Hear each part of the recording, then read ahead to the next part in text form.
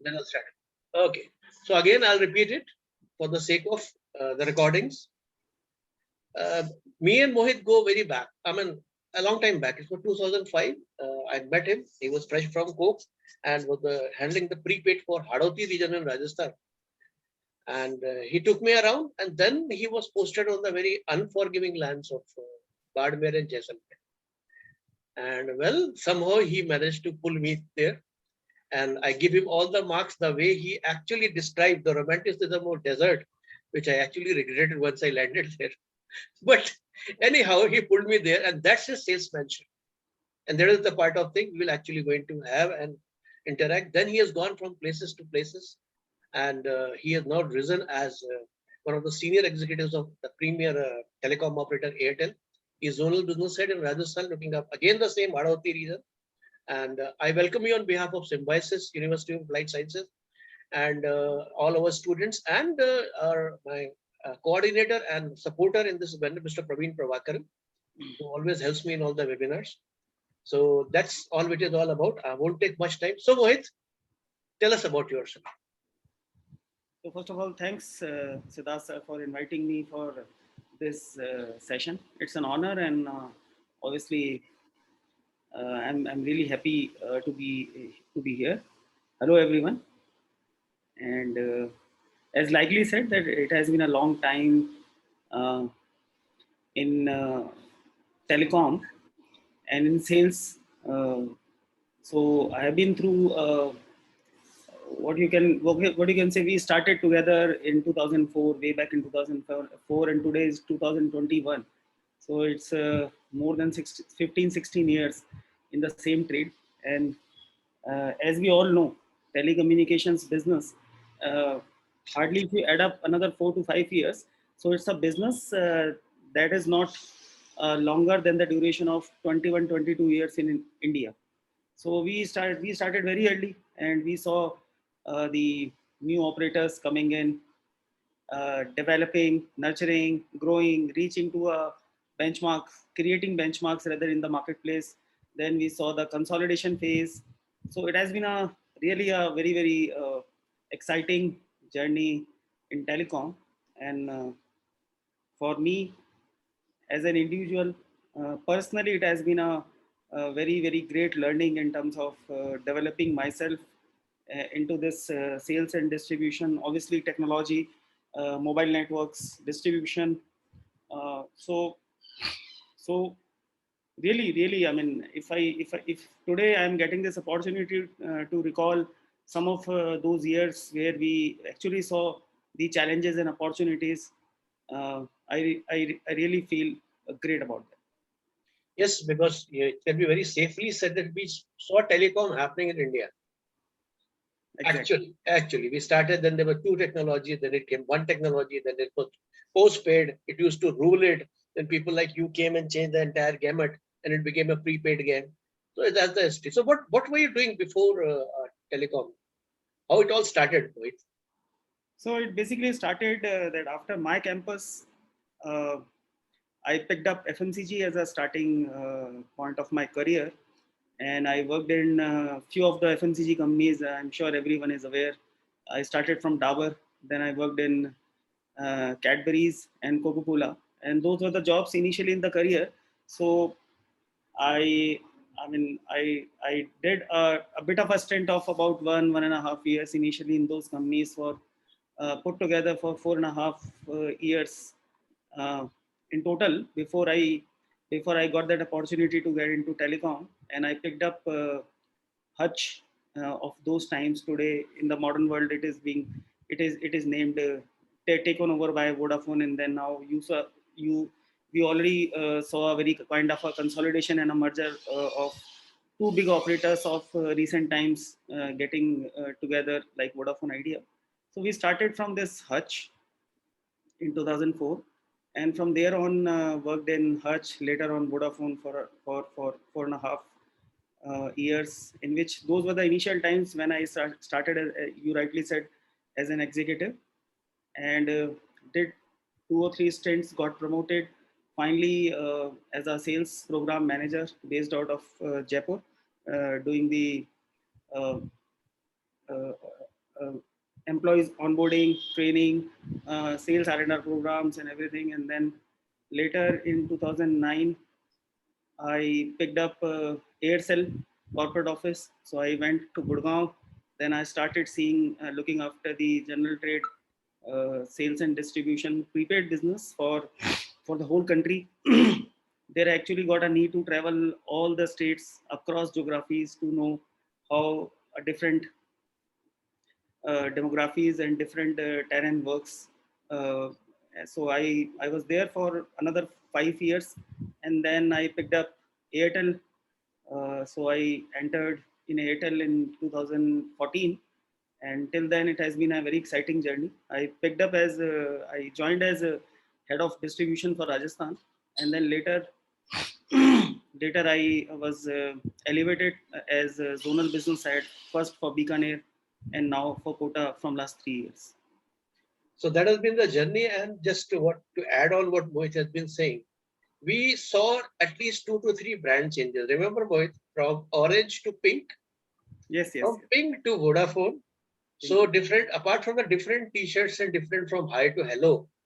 How has industry actually changed according to you, Mohit? Because you've seen it all. You've seen 2G, and when it was not even 3G, then I left telecom. I mean, left as an executive. I continued as a trainer for other companies and all that as an independent trainer. But I left when even 3G was not there. I think it was 2007 when I said Namaste Telecom. So just take us through the journey, how it evolved from 2G, 3G, 4G, now it is 5G. People coming, small companies having an entire plethora of people like Telenor, this nor, that nor. And finally it all consolidating technologies and all that. You've seen it all. And I think me and Mohit share a bond that, in fact, somehow witnessing how a network is actually rolled down in desert lands and without any OFC. Actually, Mohit educated me how microwave links actually are done. But tell us something about the industry, how it has evolved. It will be a great learning for all of us. It is, you rightly said, it is a technology driven business, first of all. And mobile technology, you call it GSM technology.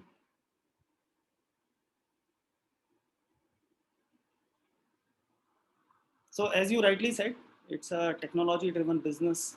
And in mobility, particularly in the business we are into, it is called GSM mobile business.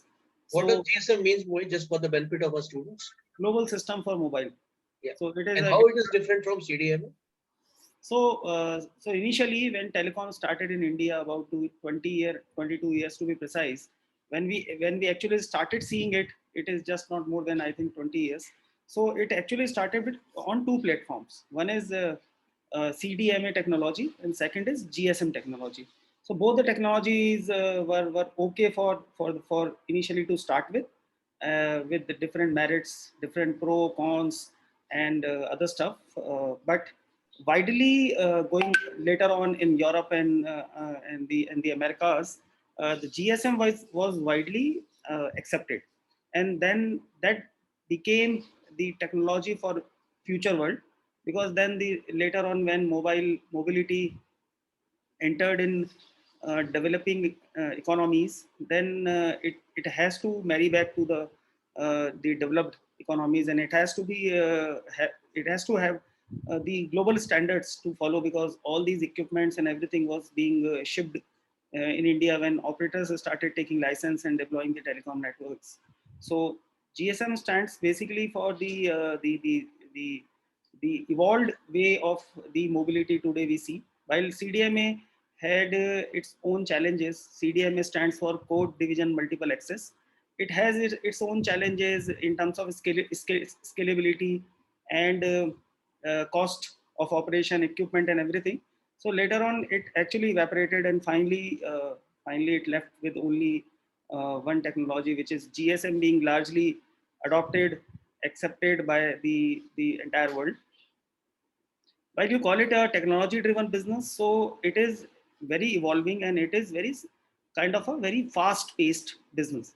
So you don't know what will happen after 3 months, 6 months, or a year down the line, because when you are in technology driven business, it is different from the consumer goods or consumer durables, electronics, or consumable items, or maybe commodities. It is different because it is completely dependent, solely dependent on the kind of technologies being evolved around, and obviously the adoption of the different technology to ease out the need of mobility in human life. And when Fantastic, fantastic. and when We are joined by my colleague, Professor Anurag Khare, just for it. Anurag, welcome. Nice to see you, some colleague here. So let's continue, Mohit. Your forte has always been distribution, and you are pretty adept at branding. How has distribution and branding, both of these things, actually evolved over since we last met in 2005? You continued the industry. I left job altogether in 2007, 8, 9. So how it has evolved till then, and your views on that? How, what is the difference? If upon 2G में थे, we remember the days we used to fight, the street fight. इसका poster फाड़ दिया, उसका poster. so From you those days, yes, it went into expansion more than I guess, and I believe more than FMCG. At one given point of time, the whole focus was to get to each and every retailer, each and every seller in the market, be it is urban, rural, or deep rural.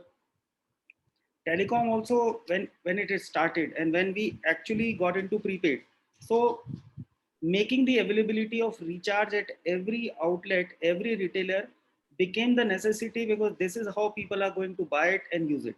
And those were the days when it was completely offline. So there was nothing called online apps, true, play stores, and true, true. all. So the only source from which any consumer who wants to use mobility, he or she had to move outside, find a retailer and buy that coupon.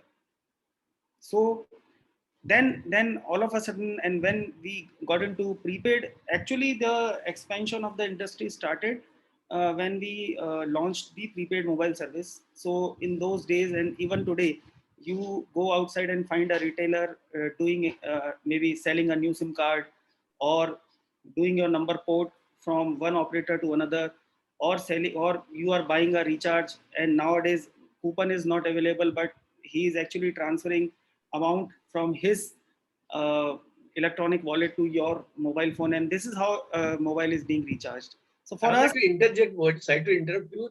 The word lapu. yes, The word actually, lapu. Remember, lapu yes, is actually the word for electronically transferring Airtel recharge, and that has actually become a standard. चाहे फिर stand कोई भी आए, लापू करना है क्या sir? I'm up. sorry. Please Correct. continue. So yes, you're right. So we saw that phase of initially when we started in 2004. So we were the basically pioneer, or the first ones to got into the rural markets, started appointing rural distributors, started appointing rural retailers. First AD. of all, educating them, because for them it was a new product line, and they never sold a you know recharges and mobile products before that. So then then you are rightly saying, then we moved into electronic transfer, and all of us sudden this these mobile recharges, which we call lapu, even in Airtel today, other companies they are calling it e-top up or easy recharge or whatever. It was also a bit of a technical for any of the sales employee and for the retailer, because they had to have a mobile phone, and then they go to the SDK menu and then follow the whole process finally to recharge the customers. And there was a trust factor also compromised, because usually till then we were transacting in physical coupon, physical instrument of business. So when so SIM and coupons are physical, but this electronic transfer is not physical. So trust factor was also a bit compromised. But then I think it was completely retail driven business. So expansion was the key. The company who was able to expand both network and distribution in the first place, they were the one finally got the better market share, better grip on the market, high customer share. What we call here is the customer market share. So and then then from GSM in itself got started evolving from 2G to 3G. Then you actually left, then 3G to 4G. Now we are listening to very soon 5G will come in, and it is going to throw a speed of more than 100 Mbps to your phone, and God knows how your phone will respond then. But at the end of it, we saw the moment Android and all these Play Store things came in, and world all of a sudden from books went to apps. So telecom also evolved over the period of time, and I can say in recent 5 to 7 years in particular, you see retailers have also become very tech savvy, Yes, it's true. and they today know everything. And all these Yes. companies are actually app driven companies now. And our business or any business in telecom today is 100% completely driven by apps. You don't have to physically go and appoint a retailer today. You can simply ask him to download a app, and then create his user ID password, and then he can immediately start doing business sitting wherever and doing whatever. I So remember two things. Just connecting to that. Those were the days when Mohit was a greenhorn, a prepaid seller. He used to educate the retailers. और आज हालत क्या है कि the young greenhorns of today, they actually get educated by the retailers. They've got so much educated these days. One more thing, Mohit, uh, our school at this university is called School of Retail Management and E-commerce. Now, looking at what has been happening to physical retail, especially, first of all, postpaid went away from retail. Then postpaid actually went away from 90% of the districts. Then suddenly we see that all the recharges went away to all these things. Then we see payment wallets and all coming. Now even the SIM is delivered through an order of on a say on an e-commerce site or even on their own apps or their websites. So will it be quite appropriate, not exactly, but very close to say that telecom retail is actually shifting to e-commerce? What are your views on that? no, it's not completely, I would say, in a place like India, because half of the and more than half of the base customer, or we call it subscriber, are actually in rural areas where the Yes. ease of connectivity on various platforms, e-commerce platform, is not that great, and educate because of maybe education, lack of awareness, or whatever. Second is even when the whole industry is shifting on e-commerce and online platform, there are other business opportunities also coming up. Like for operators, it is just not the mobile recharges alone. It also gives us the opportunity to open bank accounts. Now, Yes. bank accounts are not limited to just 13, 14 public or private banks. It has, so we are also as Airtel, we are also RBI licensed payment bank, Yeah. and since now connectivity and smartphone have become so easily available across, that banking has eventually evolved from a passbook checkbook method to a app based method. Today all of us have a bank account, and I'm sure all of us will have a different bank applications on our phone, through which we are accessing our bank account, depositing, withdrawing, transferring. I mean, I don't think so that any of us nowadays more than 5% transacting through a checkbook or a physical payment mode. I'm sure 5% is also uh, a guess, which I'm sure anything will be under 5% currently is on physical. Rest 95% is completely online. So it is giving the opportunity to retailers to get into this banking business, open bank account and doing transfers and all. At the same time, now they and soon they are going to get uh, content to sell. So it is one way that yes, some part of it is shifting to online, shifting to e-commerce, and people are now largely maybe doing the recharges through different apps, through our own apps, through different e-commerce platform. But also at the same time, uh, both penetration and uh, so penetration is increasing. First of all, from a 2G customer, we saw 2G customer evolving and moving onto 3G, 3G customers moving on to 4G. keypad phones are then upgrading to smartphone. Smartphones are upgrading on from 2G ROM, 2G RAM to 4G RAM, 4G RAM to 6G RAM, 8G RAM. So this evolution in itself is so dynamic that sooner or later it gives opportunity to retail to get into it, not only from an operator point of view, but also from a mobile handset point of view, because people will keep upgrading, people will keep buying, and then you have a network limitation for all the operators. So one customer finding maybe other company's network better, so he'll just go and port out to that company. So all that transactional changes will be there. Yes, some part of it you are right that sims are being now delivered online, maybe after some time, like the way iOS introducing SIM-less mobile phones. Maybe Android will also have a platform where physical SIM is no more required. Yeah, I think Samsung is doing it. Samsung has some of the flagship phones which do not need eSIMs are there. However, with 4G coming in, Mohit, and even the voice moving towards the 4G, that is a long-term evolution, VoLTE rather, voice over long-term evolution. I think you will agree that it is now 70-30 in favor of e-commerce. Yes. 70-30, I didn't get your question. E-commerce versus physical business, physical retail. So I would say 70% of telecom retail has actually gone the e-commerce way, and 30% remains physical. No, it's not true. I'm saying why I'm saying this, because still I'm saying ki, so the growth that is now left, G. but right now the growth that we are looking at is coming from rural markets. So 50-50. Urban, no, even not even 50 right now. In urban, maybe you can say urban areas that people are evolving and they are shifting to a e-commerce platform, or to a digital route of transacting, not only for mobile, but for everything else also. Everything. For commodity, for grocery, for buying toys, or doing anything in their life. Largely, they are now dependent on the e-commerce and the digital platform. Even utility bills. Even yes, I just paid electricity bill yesterday evening only. Even I do that.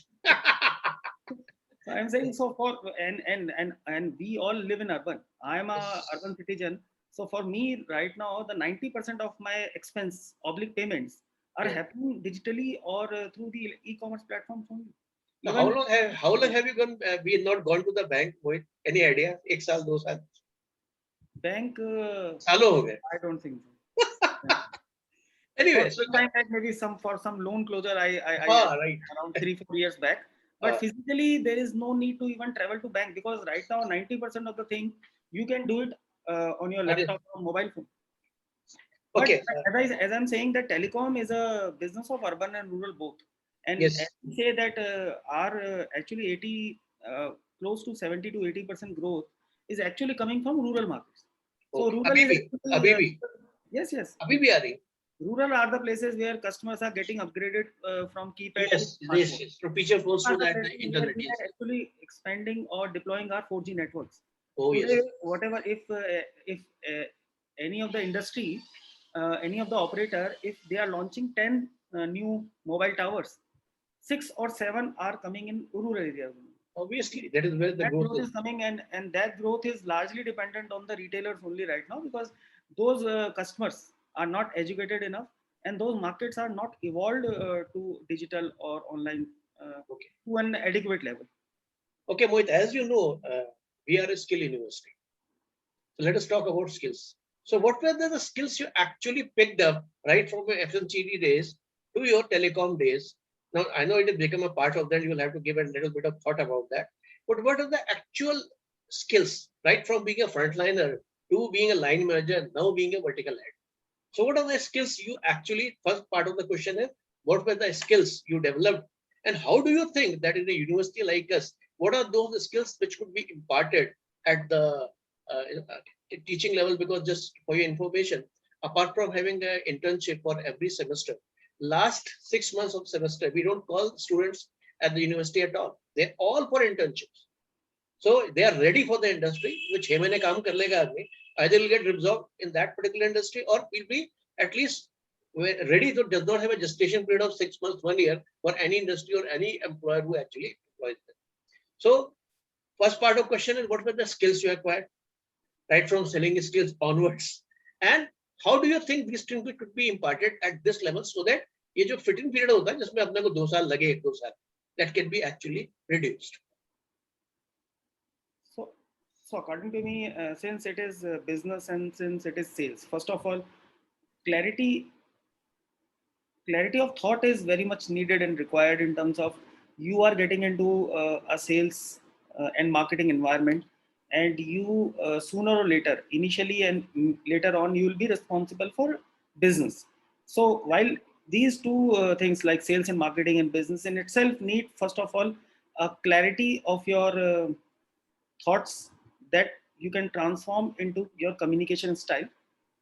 Now communication is widely being seen as a basic skill set for anything that we do. Nothing to do with business or sales, but in every aspect of our life, communication is very critical and important. For that communication in sales and in business, one who wants to be successful need to know that how you express yourself, what are the ideas. So we are usually there to sell our ideas, right? And how do you express yourself is very very critical. Then how do you how do you make a conversation uh, rightly directed towards your agenda. So we can call it a negotiation style. Sometimes negotiation style is very very critical and important. Communication and then obviously we would say that how you are going to present your idea is very very critical and important. These are the, I mean, soft skills that I'm talking about, and these are the very basics of everything that we do. So initially, even in our jobs, I am having a team of about 40 on roll employees, and all those who are getting into new or in their initial stage, we try to groom them in terms of uh, developing them on their communication and presentation and these negotiation style. Then there are the small parts of it, how you know, decision making, uh, then maybe convince the other party. So this is one part of it. And then obviously handling a situation, because in business or in any work environment there will be certain situations where you have to take a decision that is appropriate, not right every time, not wrong every time, but appropriate for that situation. So that Absolutely. you can Absolutely. minimize the friction into a smoothly sailing environment, because it will keep happening and you will have a limited time to deal. So clear communication, as I said, listening skills are very very critical and important, because in sales environment you have many thoughts, many ideas to sell, but you also have to have listening ability, because that can be really really helpful and going forward for you to grow. And obviously, since the whole environment is watching you and you are dealing with many people throughout your day, throughout your week, throughout your times, so self control is also one thing that can help, that can really help the individual to uh, groom by listening to by learning the environment rightly, and grow self in times. So these are a couple of things I believe What can. about certain hard skills like distributor management, like Markov management, like ATL, BTL management, or like the data management or MIS management from distributor end as well as your own end? What sort of hard skill you think, apart from Excel, that we should actually acquire if we actually want to? And that, see, we also have Anurag service from digital media marketing. So that is again a forte there. So soft skills, you're absolutely correct, but any hard skills? Yeah, जो हमको absolutely. One is obviously the core of business is obviously to know the policies and the government framework, true, uh, very true. sector, sector framework. So you will keep hearing every time the annual budget is coming. There are some provisions. There are some, you know, service tax provisions, GST, TDS, income tax. So and obviously and apart from basic Excel, also some amount of complete knowledge of methods, different methods, and ability to run an in a outlook environment and presentation, because sometimes apart from Excel, PPT presentation also need to be made. So MS Office is complete one package that I see is essentially required. And definitely the knowledge of the ongoing environment, both government and private environment, in which any transactional dealing can be explained and can understand. By the way, Mohit was the one who taught me pivot tables in Jaisalmer. That was crazy. So that was fantastic, Mohit. And let us go to the question answer round, and let us see. Any of the students, Praveen, Anurag ji, anybody would like to have a few questions with Mohit? Please come forward. It's for your own benefit. Actually, our exams are starting from tomorrow. So these the number of people they're all mostly practical and skill exams. So they are actually here just to they can acquire because they're given situations to actually resolve the situation as per the understanding of the subject. So these type of discussion generally prove beneficial for them. So that is the reason they've actually come. So any questions? Anybody, please?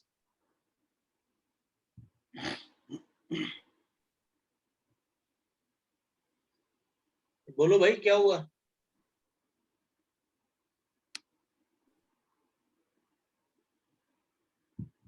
Praveen, Anurag,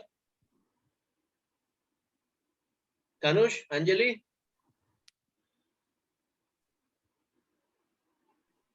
Navneet. You all become overwhelmed or what? Okay. Well, I've got Kanush says no questions, sir. Okay, that's great. So that means maybe the people are very overwhelmed. And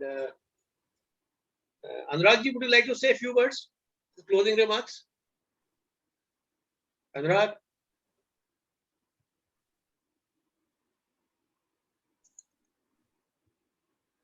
कहाँ चले गए?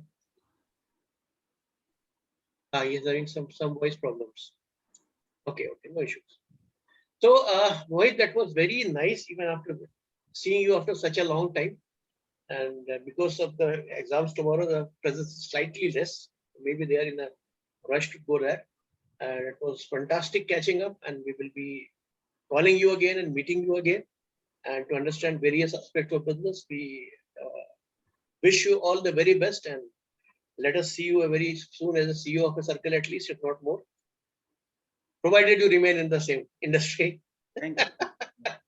And I wish all the best to all the aspirants, all the students for a good learning and exams going forward. So Thanks a lot. Thank you so much. And anything, Praveen, or should we close it? I think nobody seems to have any question.